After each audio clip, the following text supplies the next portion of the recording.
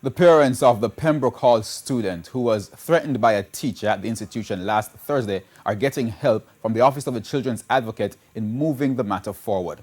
Children's Advocate Diane Gordon Harrison says her office is helping the family with advice and support. The youngster at the heart of this matter and his parents paid a visit to the Office of the Children's Advocate today, and they have an interest in us assisting them in this matter. When you said the family will be seeking your assistance in what way exactly?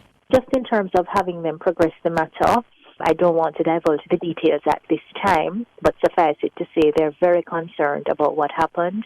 They wanted advice and they wanted support in any process that they intend to pursue, and we're prepared to give them that support. And of course, we're at the stage of dispensing the advice now.